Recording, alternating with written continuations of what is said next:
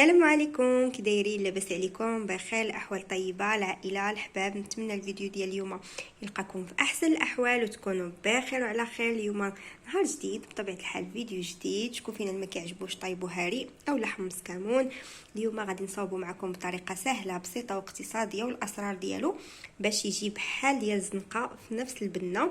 يلا معايا باش نصاوبوه اليوم وتعرفوا المقادير وطريقه التحضير، وتصاوبوا نتوما وليداتكم علاش لا في الويكاند باش تشاركوا معهم هكا في المطبخ. يلا معايا باش تشوفوا المقادير وطريقه التحضير. يلا معايا.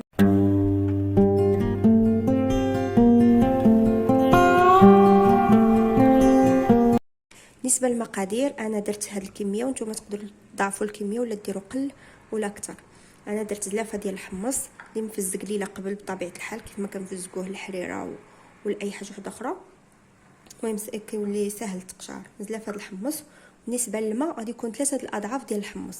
دابا انا درت زلافه الحمص يعني 3 زلايف ديال الماء. درتو كاس ديال الحمص غديروا 3 الكيسان ديال الماء وهكا. بالنسبه للعطريه كنحتاجوا الملحه، الحار على حسب الذوق، كاين اللي كيبغي كاين اللي ما كيبغيش، خصوصا الوليدات الصغار بلا ما ديروه حتى الاخر، وكل واحد يدير في الزلافه ديالو الا بغى. والكمون، الملحه والكمون والحار على حسب الكميه ديال الحمص. هنايا فص ديال الثومه بالقشره ديالو، وورق الرند اولا ورق سيدنا موسى. دوزو الطريقه ديال التحضير. الطنجره ديال الضغط ندير فيها الحمص ديالي كيف ما قلت لكم، الكميه كتبقى على حسب الذوق. وندير الماء. بطبيعه الحال الحمص غيكون من قبل راه مفزك ومغسول مزيان، ونديرها فوق النار حتى تطلع لها الغليه، وانتم غتكملوا معايا. كنخليه هكا ما دايره ليه لا عطريه لا حتى شي حاجه حتى كيبدا يغلي. باش يبدا يغلي كتطلع هاد الكشكوشه البيضاء، نبداو نحيدوها غير بشويه، حيت هاد الكشكوشه البيضاء هي اللي كتعطل الطياب ديالو ما كيطيبش، وهي اللي كتحيد له داك اللون، ما كيبقاش اللون ديالو نقي، كيولي اللون ديالو بحال اللي كيكحال ملي كيطيب. نبداو نحيدوها بشويه بشويه حتى نحيدوها كامله عاد باش نسدو عليه يطيب.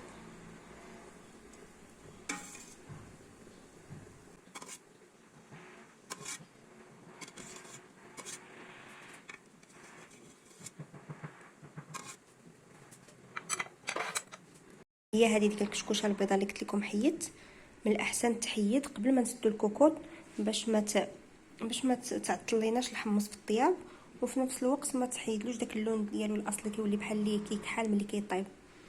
دابا عاد ملي غتحيد الكشكوشه كامله عاد باش غادي نضيف العطريه وديك الثومه وورق الرند عاد نسد عليه يطيب. ودابا غادي نضيفو العطريه، وغادي نضيف ديك الثومه وورق الرند، وغادي نسد عليها تقريبا 40 دقيقه. ومن بعد غادي نفتحو نشوفوا واش طاب. الا كان خاص له الطياب، حيت راكم عارفين الحمص كل واحد وكيفاش، شي مرات كيكون كيطيب شي مرات كيكون لا. نسدو عليه دابا 40 دقيقه ونعاودو نفتحو. من بعد ما دازت 40 دقيقه بالضبط كيف ما كتشوفوا، ما بقاش فيه الماء بزاف، بقات واحد الكميه قليله. كاين اللي كيبغي ياخذها مع الحمص، وكاين اللي ما كيبغيش ياخذ غير الحمص ناشف بوحديتو بحال هكا. ودابا غادي نقدموه، واللي ما بغاش الكميه ديال الماء يزيد يردو يشرب. وهذا هو الشكل النهائي ديال الحمص كمون اولا طيبو هاري، كل واحد كيفاش كيسميه. كيتقدم بحال هكا مع شويه ديال الكمون والسودانيه اولا الحار، اختياريه بالنسبه اللي بغاها. اللي ما بغاش كيقدمو هكا عادي. كيف ما كتشوفوا راه طايب. نتمنى ان الفيديو ديال اليوم يكون نال الاعجاب ديالكم، وخديتو طريقه اللي سهله وبسيطه ولذيذ بطبيعه الحال بحال ديال اللي كيتباع في الزنقه. وجدوه لوليداتكم هكا في الويكاند، وعلاش لا بالمشاركه ديالهم، باش تخلقوا هكا واحد الجو في الدار وتصاوبوا واحد الحاجه اللي كاع الوليدات كيبغيوها. شكرا بزاف على التتبع ديالكم، ما تنساونيش ملي لايك وتابونوا في لاشين، ولا جربتوه خليوها ليا في لي كومونتير. الى فيديو اخر ان شاء الله. تهلاو في راسكم.